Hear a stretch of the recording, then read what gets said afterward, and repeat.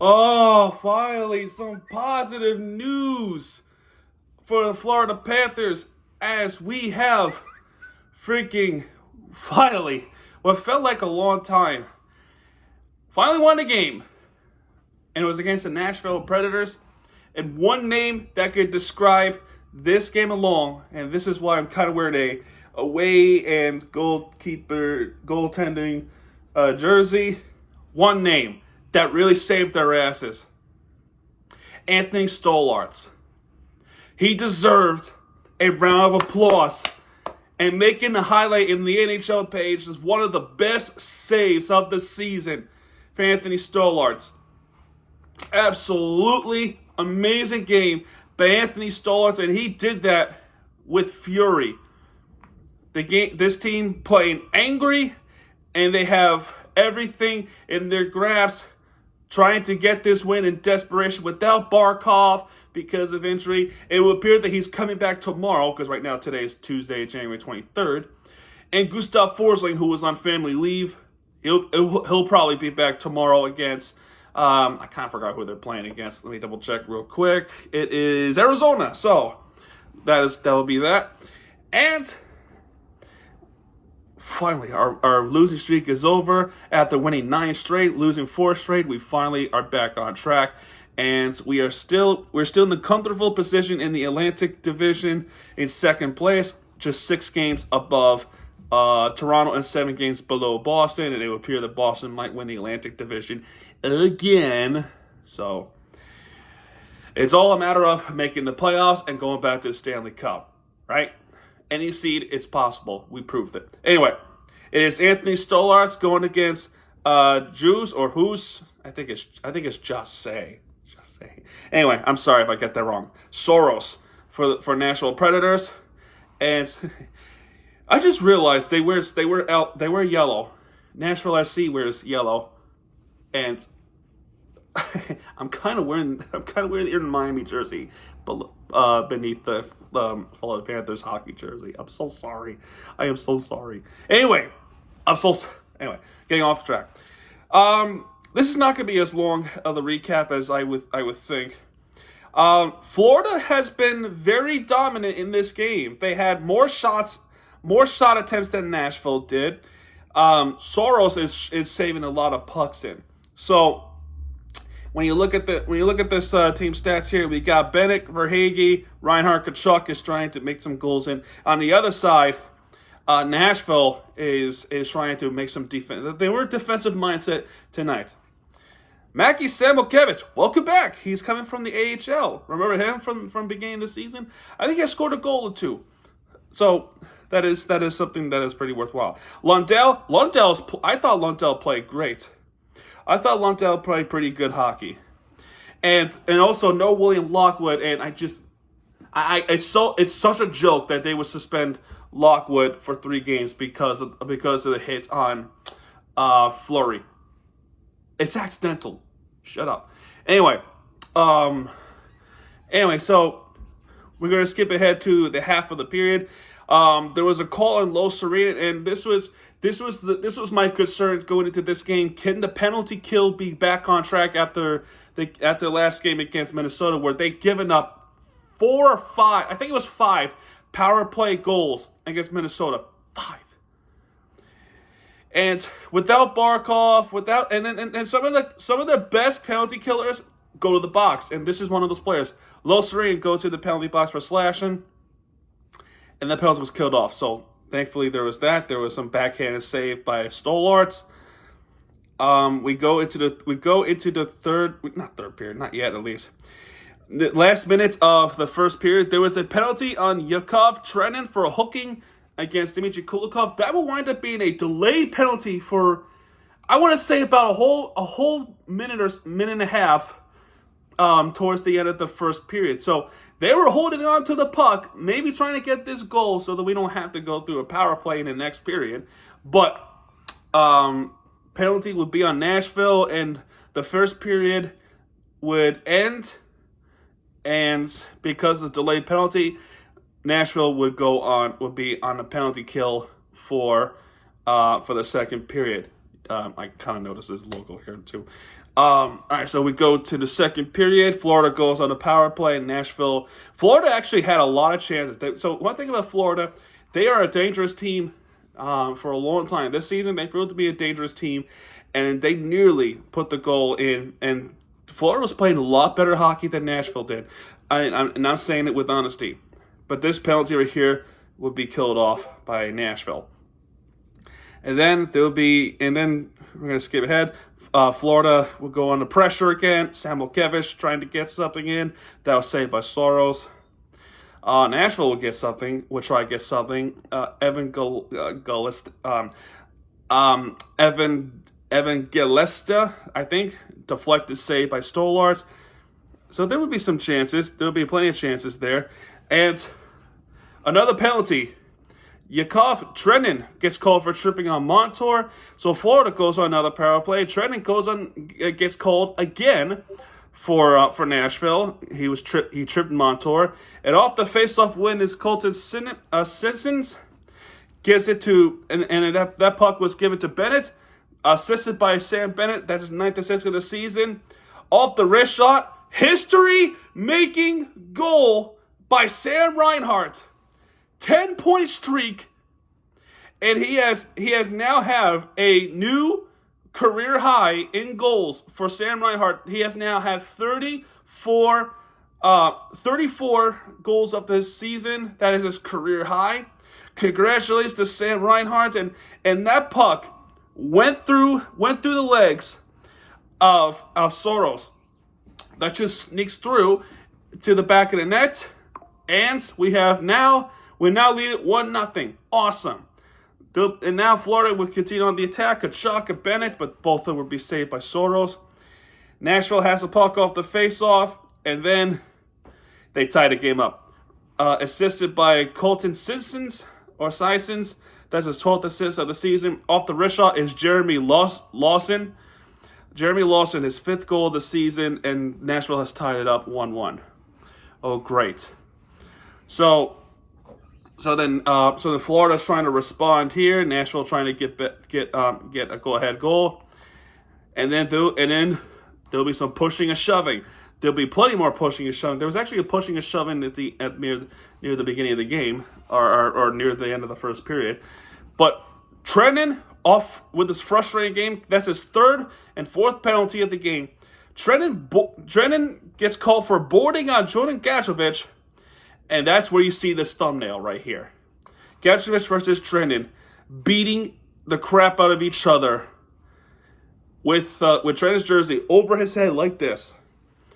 That was a douche move by Trennan. Completely boarded Gajovic to the board, and that looked like it hurt. And that penalty would be served by Philip Tomasino. And Trennan and Gajovic would both get called for fighting each other, and it would wind up being a standard power play for Florida because of the boarding call. And then a little bit after, 40 seconds after the power play has been called, Florida gets called for a cross-checking with Verhaeghe, and that is just a soft call there. They called for cross-checking against Ryan McDonough. So it'll be a 4-on-4 for the rest of the period. And we go to the third period. 4-on-4, and then a little bit of a power play for Nashville, and all those penalties would be killed off.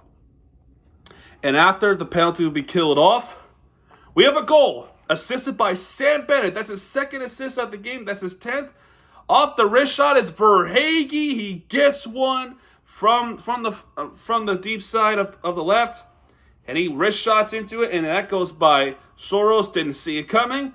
It's now 2-1 Florida off the go-ahead goal. Awesome stuff there. Great. Now, Nashville will try to go on the offense. Forsberg gets blocked. Chen gets blocked by Gajovic, and then there will be some mental errors by Nashville Predators because there was too many men on the ice. There was 6 people on the ice, and then that would be a power play for Florida. And then Florida will go on the attack. Ekblad would try to get one, but that would wind up being blocked by Fabro. And there will be some slight hits to Cole Smith, and apparently that gets called for Aaron Ekblad's tripping, or yeah, he gets called for a tripping. I thought it was interference. That might be a different penalty, but that is some weird call to give on Aaron Ekblad like that. That is weird. That is weird. That is a weird call to give to Aaron Ekblad, and now it'll become a 4-on-4, and eventually be a Nashville power play, and all of them will wind up getting killed off. So Florida still on pressure against Nashville. Montour on Aaron Ekblad again with the wrist shot that was saved by Soros, and then penalty would be coming up. Initially, I thought this was the call. Philip Forsberg would get called for. Or another guy. I think it was O'Reilly or Forsberg. I was hoping they would be called for a slashing a stick off Ekman Larson. That looked like to be the case. Everyone saw it. It looked like Ekman Larson's stick was slashed off. Right? Everyone saw that. His stick was getting slashed off. Instead, he gets called for tripping on Forsberg. What are you calling? What? And I gotta tell you, I was in shock when they called this, because that did not look like tripping. I'm sorry, that did not look tripping to me. So Nashville going yet another power play, and that penalty would be killed off. There was going to be another call. I think there was a call before this tripping call. Was it after? I think there was a little bit after the penalty would be killed off. So there was a I was a little bit off. So this is before the Ekman Larson tripping, right? And I said I thought his stick was slashed off. There was another call that was going to be given to Florida for this. Too many men on ice. This happened 8:55, and I'm sorry. I do apologize for skipping this. That's why I'm coming back to this. They were going to call this on Florida for too many men on ice. And another official was saying, no, they're good. They're good. They were legitimately going to call too many men on ice against Florida, when really there was only 5 players, and that's the maximum you could put in this game. 5. There was 5, and they were going to call it anyway. Thankfully, another official came in and then stopped it. Nashville fans were pissed. They were saying, ref, you suck. And then we get to this point, what I just said with Ekman Larson getting tripped. So I think the referees were inherited by the ref you suck chance. And then penalty would kill it off, and then guess what? Another penalty would be called on Florida. This is Aaron Ekblad again with interference. Interference on Roman Josi. That is a terrible call. I'm sorry, that is a terrible call. What are you calling?